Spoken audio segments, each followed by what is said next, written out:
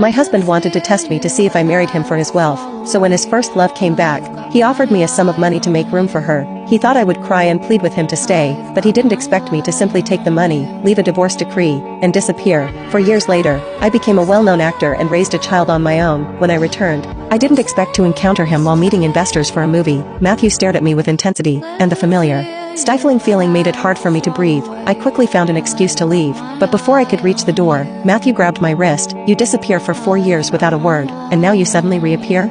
I turned around, confused by his anger, because I thought he wanted me gone. Since when do I have to report to you, Matthew? This isn't your Drufras, I retorted sarcastically. You're right, Drufras is not my family, but you were and still are my wife. Why did you leave without a word? Did you ever think about me? Matthew's long-suppressed anger finally exploded. He couldn't understand how I could leave so easily, without a trace. I was surprised by his words. Mr. Gibson, you seem to have forgotten that we've had no relationship for 4 years, and I already sent you the divorce papers, so please be mindful of your words to avoid any misunderstandings, I responded sharply.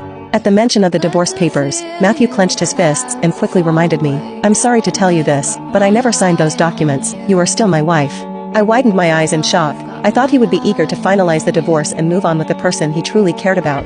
With or without a signature, it's time to end this, I said coldly, breaking free from his grasp. I put on my sunglasses and mask to hide my appearance, then I glanced at Matthew and asked, Mr. Gibson, can I leave now? You want a divorce? Not happening, Matthew sneered, surprised at my insistence on formalizing the divorce rather than reconciling with him. My face became rigid. What do you want, Matthew? There's no love between us. If you don't end this peacefully, I'll take legal action. Do you really think you can win a divorce?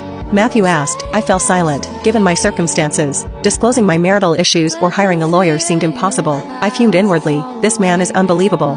Refusing to waste any more words, I pushed Matthew aside. Caught off guard, he stumbled back, watching me leave. Each step I took seemed to make his expression grow darker. From the moment I saw Matthew, my mood had been ruined, and unease lingered into the evening. After a few restless hours, my agent Melanie woke me at dawn. I got ready quickly and left the hotel, only to find Henri, Matthew's assistant, waiting at the entrance. Mrs. Gibson, he said, and his greeting immediately irritated me. I gave him a cold look and said, Mr. Zeller, I am no longer Mrs. Gibson, I am divorced. Please don't address me that way.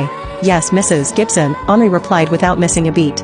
Momentarily speechless, I realized he didn't take my words seriously. Henri continued, Mrs. Gibson, please follow me. Mr. Gibson is waiting for you in the car.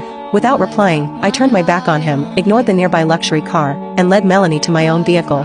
Mrs. Gibson, Henry's voice followed me as I once again shot him a sharp look. He hesitated, watching me leave, unsure whether to pursue me. What a tough job, he muttered under his breath. Melanie glanced back at Henri, who remained motionless, and asked me curiously, Carmela, do you know him? Is he your ex-husband's assistant? Yes, I replied. If he's here, does that